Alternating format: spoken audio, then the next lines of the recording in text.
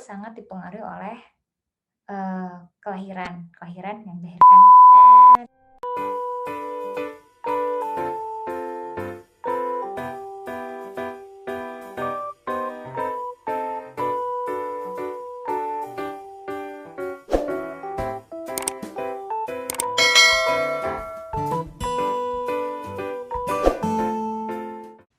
Hai, assalamualaikum, dengan Ginas di sini.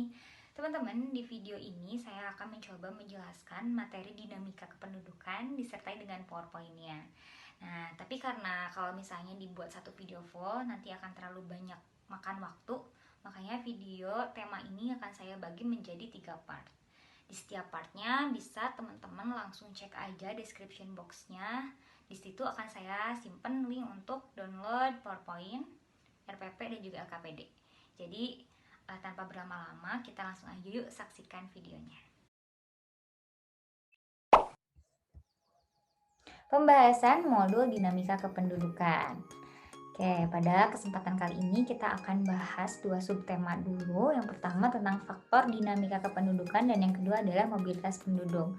Faktor dinamika kependudukan atau hal-hal yang menyebabkan adanya pertambahan dan pengurangan jumlah penduduk itu terdiri dari 3 faktor.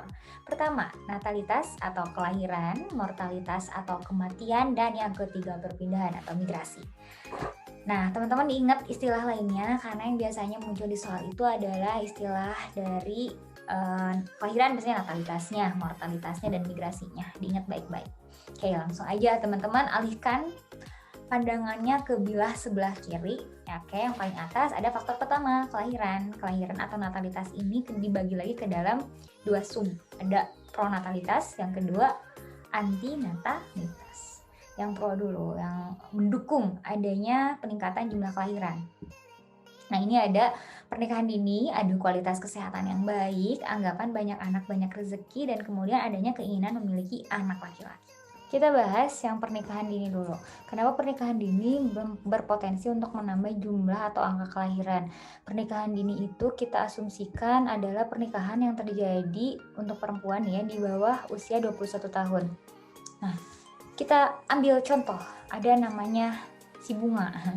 Si Bunga ini menikah di usia 15 tahun.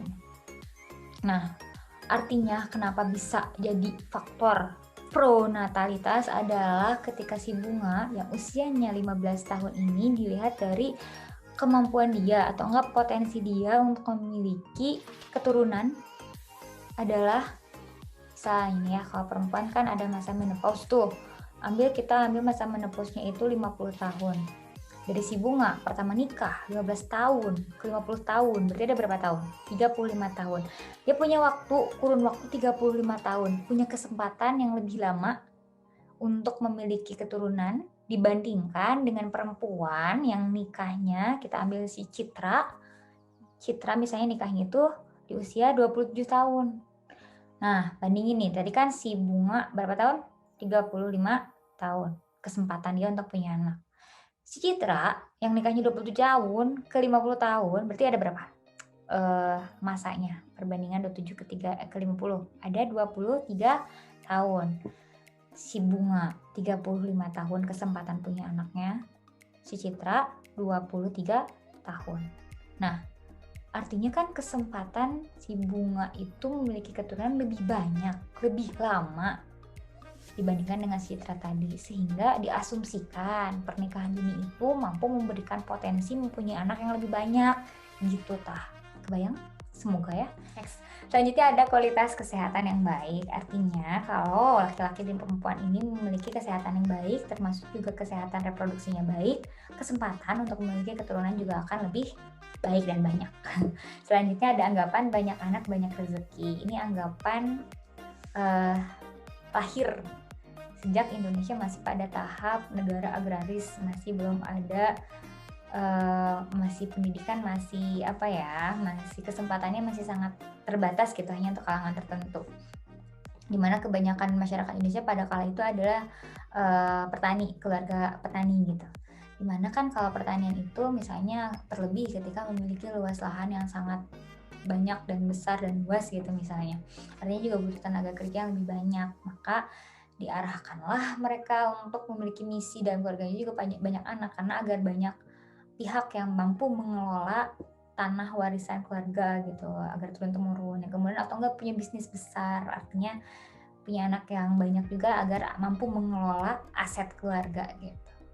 Nah, kemudian yang terakhir ada keinginan memiliki anak laki-laki. Nah, emang ya gitu ngaruh? Ngaruh ternyata. Jadi kalau misalnya satu pasangan suami dan istri gitu memiliki hasrat untuk memiliki anak laki-laki. Anak pertama yang lahir ternyata perempuan. Oke, kita coba untuk anak kedua kita programnya laki-laki. Tapi ternyata yang lahir perempuan juga gitu. Udah 2 anak kan gitu. Tapi masih belum tercapai nih cita-cita untuk punya anak laki-laki. Oke, kita coba lagi. Coba lagi aja untuk anak ketiga dan ternyata masih lahir lagi perempuan. Oke, anak keempat dan baru lahir anak keempatnya laki-laki gitu. Artinya kan rencana. Jadi masih belum puas nih dengan hanya memiliki keturunan perempuan gitu. Jadi akan berpotensi juga untuk menambah jumlah kelahiran. Itu dari segi pronatalitas. Terus kita ke antinatalitas atau hal-hal yang menghalangi atau menghambat penambahan jumlah kelahiran. Ada penundaan pernikahan, kebalikan dari pernikahan dini ya. Semoga udah nyampe juga tadi konsepnya. Yang kedua ada program keluarga berencana. Artinya ada penundaan rencana menambah keturunan gitu. Ada yang oke, kita harus punya ini dulu nih baru kita memprogramkan untuk anak kedua dan lain sebagainya. Itu kan KB itu artinya bukan hanya membatasi jumlah kelahiran tapi juga merencanakan kelahiran keturunan yang satu atau selanjutnya.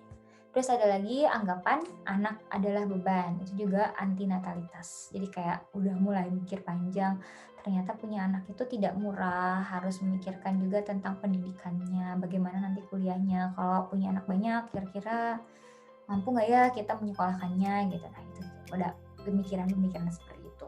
Terus ada lagi tentang biasanya juga mempertimbangkan tentang pengurangan tunjangan anak. Kayak misalnya ada kebijakan kantor tuh biasanya hanya memberikan tunjangan bagi anak 1 dan 2 saja. Anak selanjutnya itu tidak ada tunjangan. Misalnya juga di PNS juga seperti itu, setahu saya.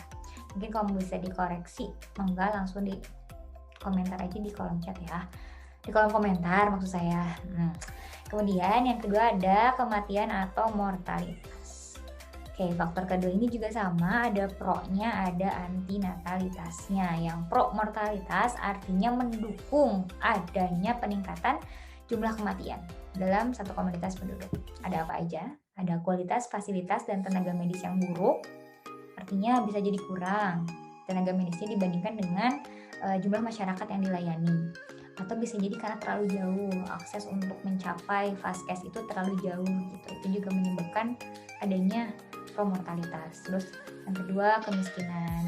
Kemiskinan itu tidak hanya tentang bagaimana masyarakat mampu menjangkau fasilitas kesehatan ketika sakit, tapi juga tentang bagaimana masyarakat itu memenuhi kebutuhan gizinya, misalnya mengetahui cara hidup yang baik dan sehat seperti apa. Kemudian ada lagi bencana alam yang memakan korban seperti tsunami, bencana banjir, longsor, misalnya itu juga kan memakan korban, terlebih ketika tidak ada mitigasi bencana gitu. Jadi akan lebih menambah risiko bencana dan risiko dari berjatuhannya korban. Ada lagi wabah penyakit seperti COVID juga saat ini itu menjadi salah satu faktor pro mortalitas. Yang kedua ada kecelakaan lalu lintas, dan juga ada yang terakhir ada peperangan atau enggak konflik antar suku ya, atau konflik antar masyarakat atau golongan gitu. Itu biasanya ketika itu sangat anarkis itu bisa jadi menimbulkan korban juga. Itu dari pro mortalitas. Yang kedua ada anti mortalitas. Ini berkaitan dengan pendapatan masyarakat tinggi. Nah, nanti makin kaya gitu, makin ada dana kan nanti akan berpengaruh ke faktor-faktor anti mortalitas yang lain seperti tingkat pendidikan masyarakat juga akan tinggi. Ditambah lagi ada fasilitas kesehatan yang tersedia dan berkualitas dan mampu dijangkau. Nah, itu dari pro dan anti mortalitas. Geser matanya ke kanan. Oke. Nah, ini faktor ketiga dari dinamika kependudukan itu ada migrasi atau perpindahan penduduk di satu tempat ke tempat lain. Nah, untuk ngomongin perpindahan penduduk ini kita istilahkan dengan mobilitas penduduk. Beda ya mobilitas penduduk sama mobilitas masyarakat. Kalau mobilitas penduduk itu lebih pada perpindahan penduduk satu tempat ke tempat lain. Lain hal dengan mobilitas masyarakat. Kalau mobilitas masyarakat itu biasanya dilihat dari perpindahan status.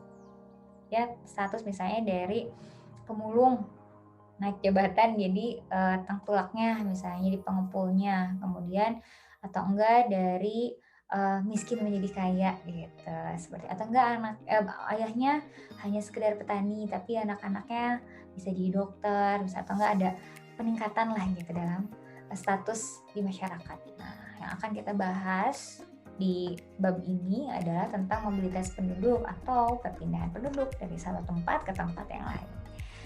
Di sini mobilitas penduduk ini dibagi dua lagi, ada yang permanen dan juga non permanen. Kalau tadi kita dari kiri dulu, sekarang matanya ke kanan dulu. Kita akan ngomongin yang permanen atau enggak menetap lama gitu ya. Ada migrasi internal, ada migrasi internasional. Di migrasi internal itu ada urbanisasi, reurbanisasi atau ruralisasi, dan masuk yang terakhir ada transmigrasi. Kalau urbanisasi, perpindahan dari desa ke kota. Ruralisasi, perpindahan orang-orang kota ke desa, bisa jadi karena adanya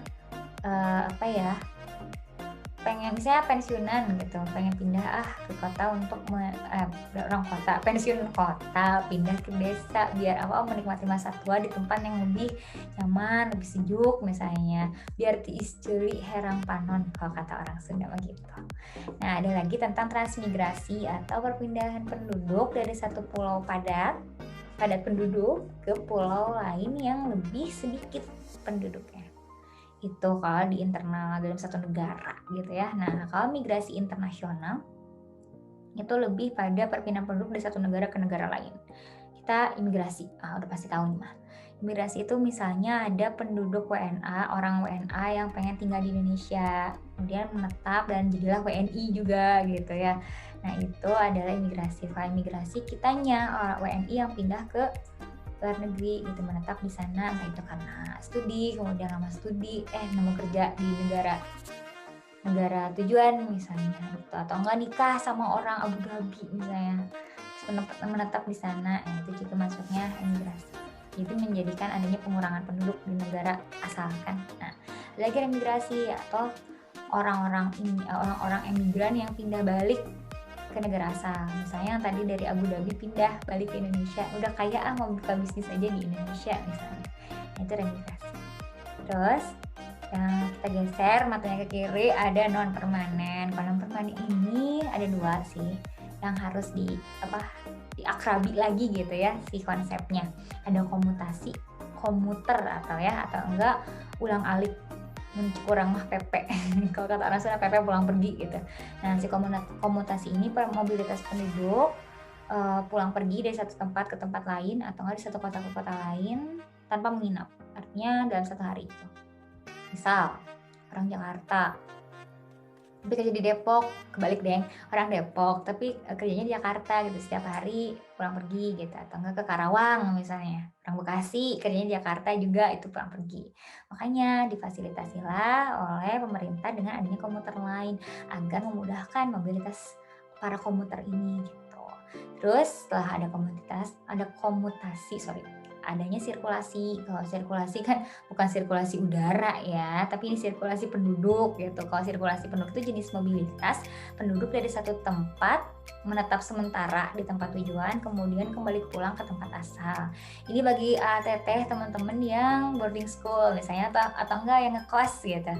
Nah, ini adalah sirkulasi karena kan kita tidak menetap lama, kita tidak tinggal selamanya di asrama gitu, tapi ada masanya ketika masa libur tiba kita pulang kembali ke rumah gitu. Itu dari mobilitas penduduk dan juga faktor-faktor yang menjadikan adanya dinamika kependudukan. Itu dulu untuk part pertama, nanti kita akan lanjut ke part yang kedua. Hope you guys learn something from this video and see ya!